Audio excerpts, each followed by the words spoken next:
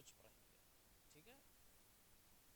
मांग की लोच काफी महत्वपूर्ण है अर्थशास्त्र में। मांग का नियम सिर्फ ये बताता है, मांग का नियम हम लोग जानते हैं, जिसमें ये कहा जाता है कि कीमत बढ़ने पर मांग घटती है, कीमत घटने पर मांग बढ़ती है और कीमत बढ़ने पर मांग घटती है, जबकि अन्य बातें स्थिर है, ये माना हुआ है। तो ये सिर्फ दिशा बताता है, डायरेक्शन बताता है कि प्राइस जब higher the price lower the demand, lower the price higher the demand, ये चीज़। लेकिन प्राइस बढ़ने पर डिमांड कितना घटता है यह नहीं बताता है, प्राइस घटने पर डिमांड कितना बढ़ता है ये नहीं बताता है, और प्राइस बढ़ने पर डिमांड कितना घटता है ये भी नहीं बताता है। ये बताता है मांग की लोच, यानी मांग की लोच यह बतलाता है कि कीमत में परिवर्तन होने पर उसकी मांगी गई मात्रा में कितना परिवर्तन होता है। कीमत में परिवर्तन होने पर मांग कितना परिवर्तन होता है ये बताता है मांग की लोच। और मांग की लोच के भी कुछ प्रकार हैं, जैसे कीमत मांग की लोच, आय मांग की लोच, तिरछी मांग की लोच। तो कीमत मांग की लोच को ही सामान्यतया मांग की लोच कहते हैं, कीमत मांग की लोच को ही सामान्यतया मांग की लोच कहते हैं। आय मांग की लोच, तो आय में परिवर्तन होने से मांग पर क्या प्रभाव पड़ता है, कितना पड़ता है, इसको मेजर करते हैं। और तिरछी मांग की लोच यह बतलाता है कि किसी एक वस्तु के कीमत में परिवर्तन होने से दूसरे वस्तु की मांगी गई मात्रा में कितना परिवर्तन, उसकी माप करता है मांग की तिरछी लोच, यानी तिरछी मांग की लोच, यानी क्रॉस इलास्टिसिटी ऑफ डिमांड, ये चीज कहता है। तो ये जो मांग की लोच है काफी महत्वपूर्ण चीज है। इसकी अब पहचानने के लिए, इसके लिए 5 अवस्थाएं, degrees of elasticity of demand जो सबसे महत्वपूर्ण चीज है, कि कैसे हम पहचानेंगे कि किसी वस्तु की मांग की लोच लोचदार है, बेलोचदार है या इकाई लोचदार है। तो इसके लिए 5 श्रेणी है। पहली श्रेणी है पूर्णतया लोचदार मांग की लोच, पूर्णतया लोचदार मांग की लोच, जिसमें यह कहा जाता है, कैसे जानेंगे, कि जब किसी वस्तु की कीमत में, जब किसी वस्तु की कीमत में कोई परिवर्तन नहीं होने पर, जब किसी वस्तु की कीमत में कोई परिवर्तन नहीं होने पर भी उसकी मांगी गई मात्रा में कम या अधिक परिवर्तन होता है, तब उस वस्तु की मांग की लोच पूर्णतया लोचदार कही जाती है। यानी जब किसी वस्तु की कीमत में कोई परिवर्तन नहीं होने पर भी उसकी मांगी गई मात्रा में बहुत कम या अधिक परिवर्तन होता है, तब उस वस्तु की मांग की लोच पूर्णतया लोचदार कही जाती है। ऐसी स्थिति में मांग का जो कर्व है वो एक्स एक्सिस के समानांतर होता है, एक्स एक्सिस के समानांतर होता है, और मांग की लोच अनंत होती है, अनंत, मांग की लोच अनंत होती है। तो ये ग्राफ अगर आप इसको देखना चाहें, देखिए ये स्थिति,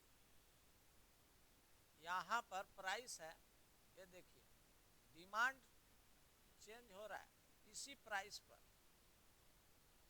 यानी प्राइस नहीं चेंज हो रहा है, इसमें डिमांड चेंज हो रहा है, यानी पूर्णतया लोचदार है, प्राइस में कोई चेंज नहीं हो रहा है। ऐसी स्थिति में जो ईडी है ना, अनंत होती है, बना लीजिए। तो ये पूर्णतया लोचदार की स्थिति है। दूसरा है पूर्णतया बेलोचदार मांग की लोच। पूर्णतया बेलोचदार मांग की लोच, इसमें जब पूर्णतया बेलोचदार लोच की मांग किसको कहेंगे, तो साफ स्पष्ट है, पूर्णतया बेलोचदार यानी कोई लोच नहीं है इसमें। यहां पर प्राइस में चेंज होने के बावजूद भी there is no change in price quantity demanded at all. तो यह स्थिति होती है जब किसी वस्तु की कीमत में, जब किसी वस्तु की कीमत में कम या अधिक परिवर्तन होने पर भी, जब किसी वस्तु की कीमत में कम या अधिक परिवर्तन होने पर भी उसकी मांगी गई मात्रा में कोई परिवर्तन नहीं होता है, तब उस वस्तु की मांग की लोच पूर्णतया बेलोचदार कही जाती है।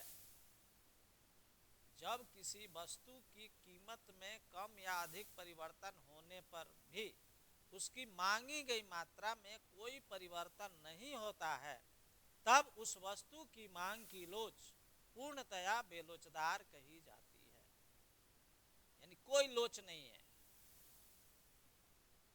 इस स्थिति में मांग वक्र y अक्ष के समानांतर होता है, y अक्ष के समानांतर होता है, और मांग की लोच शून्य होती है। इसका ग्राफ आप ये देखिए, ये स्थिति प्राइस में चेंज हो रहा है, देखिए प्राइस में चेंज हो रहा है, कम या अधिक होगा, क्वांटिटी डिमांडेड में कोई चेंज नहीं, यहाँ ईडी जो है 0 होगा। तो ऐसी स्थिति में मांग की लोच शून्य होती है।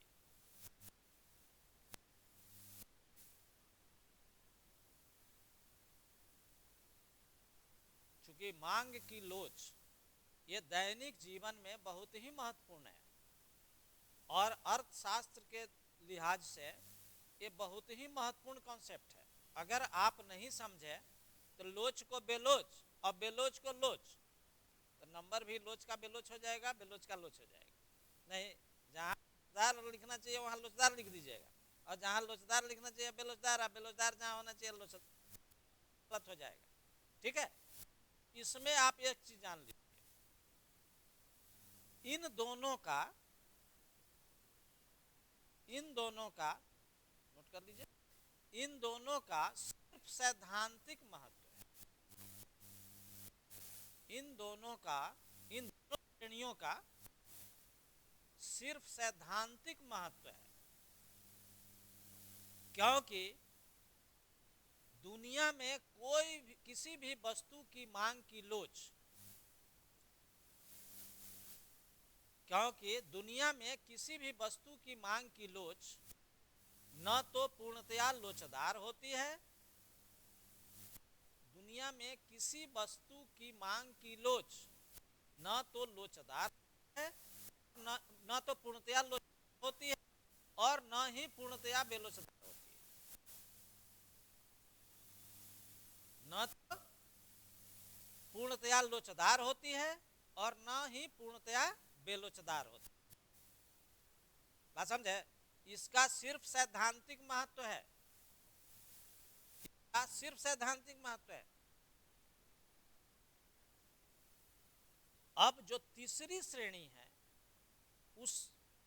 उसको लिखिए और समझिए। तीसरी श्रेणी है इकाई से कम मांग की लोच, इकाई से कम मांग की लोच, इकाई से कम मांग की लोच।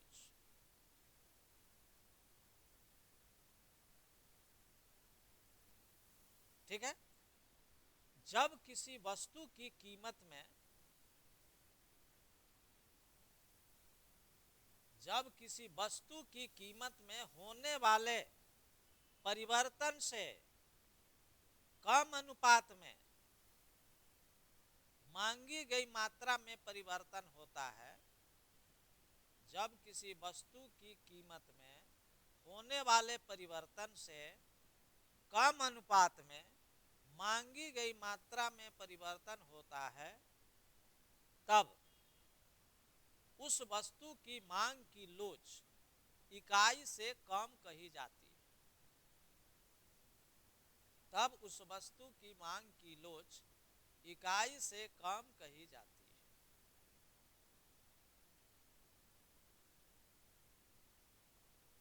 क्लियर है? जैसे मान लिया कि, इसे एकदम पूरा समझ जाइएगा सारी बातें। जैसे मान लिया कि कीमत में 10% वृद्धि होने पर, जैसे मान लिया कि कीमत में 10% वृद्धि होने पर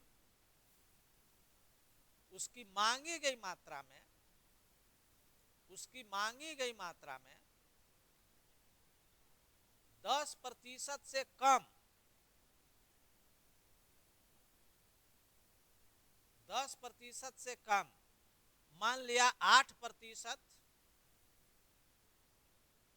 क्या लिखे हैं वृद्धि होने पर, क्या क्या लिखे हैं? जब किसी वस्तु की कीमत में, नहीं शुरू से बोलिए। जब किसी वस्तु के कीमत में होने वाले परिवर्तन से कम अनुपात में मांगी गई मात्रा में परिवर्तन होता है, तब उस वस्तु की मांग की लोच इकाई से कम होती है। जैसे मान लिया कि किसी वस्तु की कीमत में 10% वृद्धि होने पर उसकी मांगी गई मात्रा में 10% से कम, मान लिया 8% कमी होती है, तब उस वस्तु की मांग की लोच इकाई से कम कही जाती है।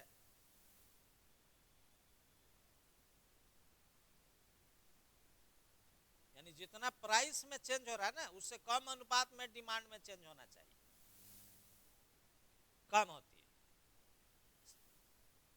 सामान्यतया आवश्यक वस्तुओं के लिए, सामान्यतया आवश्यक वस्तुओं के लिए मांग की लोच इकाई से कम होती है।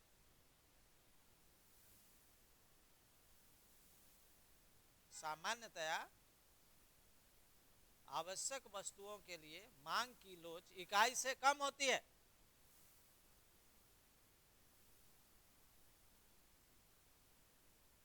इसे बेलोचदार मांग भी कहते हैं। यानी इकाई से कम जो है ना, उसको बेलोचदार भी कहते हैं। बेलोचदार,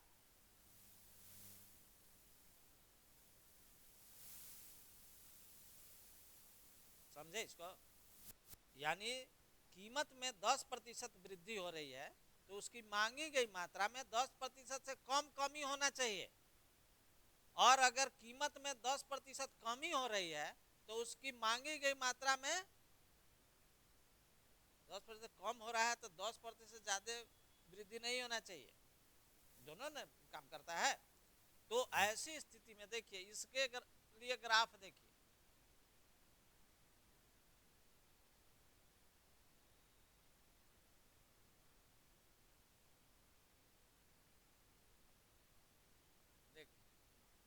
P1 P2 है वो प्राइस, OP से बढ़ जा रहा है तो Q1 Q2 डिमांड हो रहा है, यानी A elasticity of demand less than 1।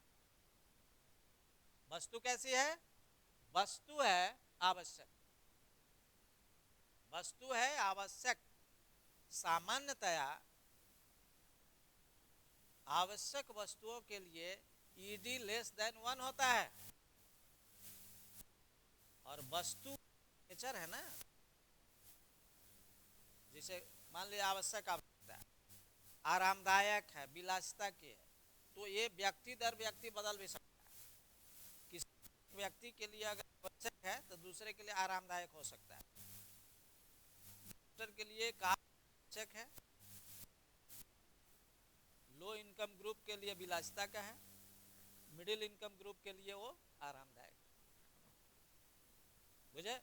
पहले अर्थशास्त्री जो किताब लिखते थे ना, उसमें कहते थे कि मान लिया कि उदाहरण देते थे, किसी शिक्षक के लिए, प्राइमरी टीचर या मध्य विद्यालय के शिक्षक के लिए कार की मांग की लोच विलासिता की है, लेकिन मैं ये नहीं मान रहा हूँ क्योंकि आय इतनी हो गई, कार खरीद ही रहे नहीं।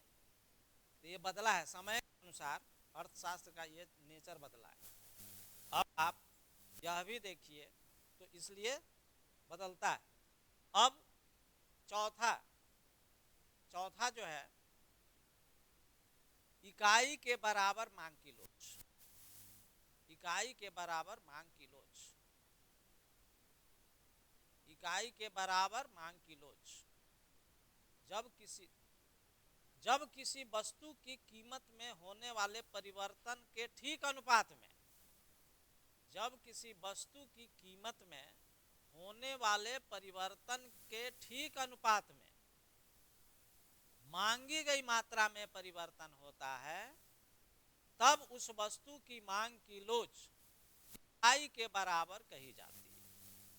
जब किसी वस्तु की कीमत में होने वाले परिवर्तन के ठीक अनुपात में उसकी मांगी गई मात्रा में परिवर्तन होता है, तब उस वस्तु की मांग की लोच इकाई के बराबर कही जाती है।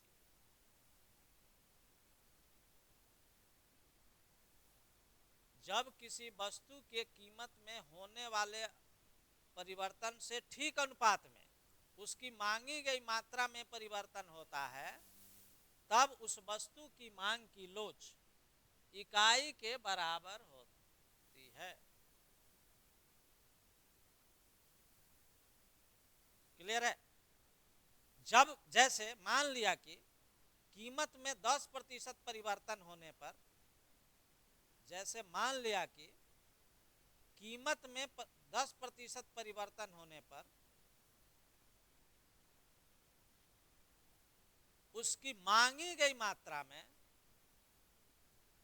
ठीक 10% ही परिवर्तन होता है, ठीक 10% ही परिवर्तन होता है, तब कहा जाता है कि मांग की लोच इकाई के बराबर है। इकाई के बराबर है।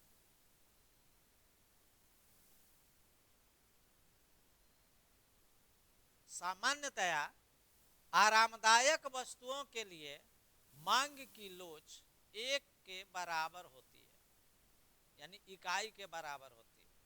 सामान्यतया आरामदायक वस्तुओं के लिए मांग की लोच 1 के बराबर होती है।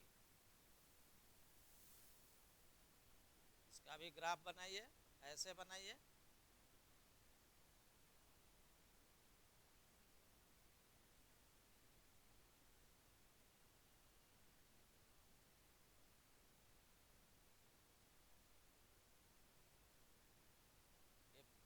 ये दोनों बराबर होना चाहिए। गैप जो है ना, दोनों बराबर होना चाहिए। जितना यहाँ है उतना ही है, तभी होगा ED बराबर 1। यहाँ पर, यहाँ एक्स वाई एक्सिस पर ज़्यादा है, यहाँ पर कम है, लेकिन इसमें दोनों एक्सिस पर गैप बराबर होना चाहिए। सेम रेशियो में चेंज हो रहा है। इकाई लोचदार है, वस्तु आवश्यक नहीं, आरामदायक है, उसमें आवश्यक थे।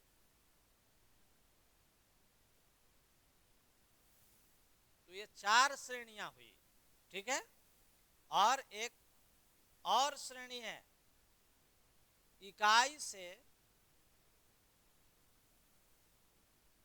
इसको बेलोच नहीं बोलते, बेलोचदार तो ये जो है ना, बेलोचदार नहीं हो सकता, इकाई लोचदार।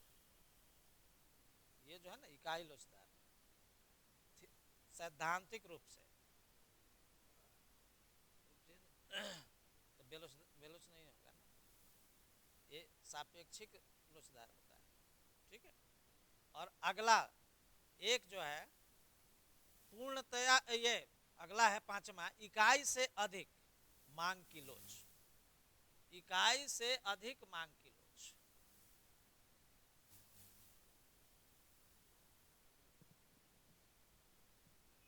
जब किसी वस्तु की कीमत में होने वाले परिवर्तन से अधिक अनुपात में, जब किसी वस्तु की कीमत में होने वाले परिवर्तन से अधिक अनुपात में उसकी मांगी गई मात्रा में परिवर्तन होता है, तब उस वस्तु की मांग की लोच इकाई से अधिक कही जाती है।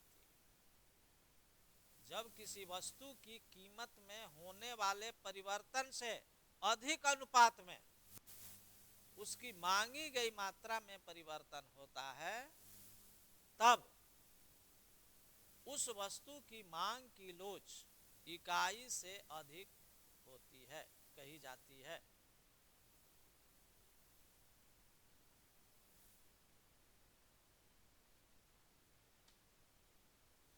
जैसे जैसे मान लिया कि कीमत में 10% परिवर्तन होने के फलस्वरूप, कीमत में 10% परिवर्तन होने के फलस्वरूप उसकी मांगी गई मात्रा में 10% से अधिक, मान लिया 12% परिवर्तन होता है, तब वस्तु की मांग की लोच इकाई से अधिक लोचदार कही जाती है। इकाई से अधिक लोचदार कही जाती है। सामान्यतया विलासिता की वस्तुओं के लिए मांग की लोच इकाई से अधिक होती है। इकाई से अधिक होती है। इकाई से अधिक मांग की लोच को, इकाई से अधिक मांग की लोच को अत्यधिक लोचदार भी कहते हैं। अधिक लोचदार भी कहते हैं। अब इसमें आप देख लीजिए, इसका जो रेखा चित्र है, यहां देखिए, ये ज्यादा फ्लैट हो गया डिमांड कर।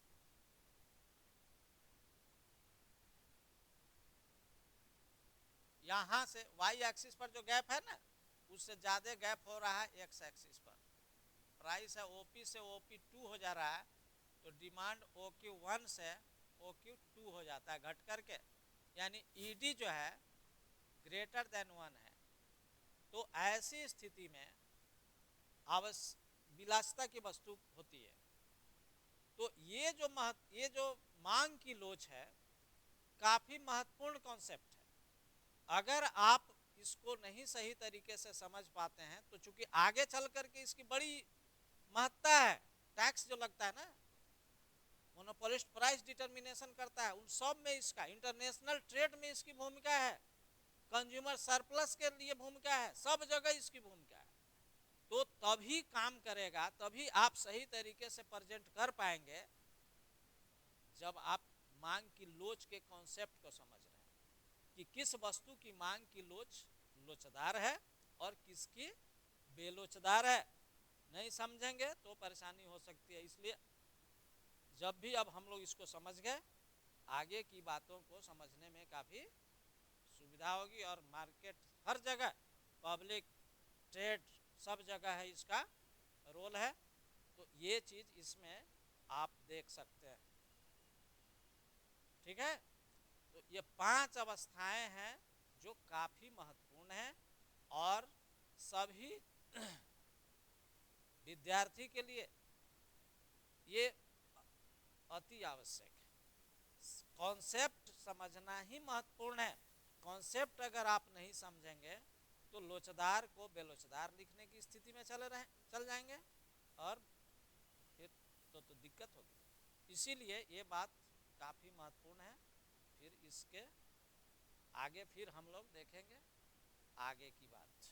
ठीक है, तो सभी जितने भी ऑडिटर, सब के लिए, ऑडिटर हो, प्रोजेक्ट मैनेजर हो, डबल ए हो, 67वीं के विद्यार्थी, परीक्षार्थी, सबों के लिए महत्वपूर्ण चीज़ है। ठीक है, तो अभी इसमें हम लोग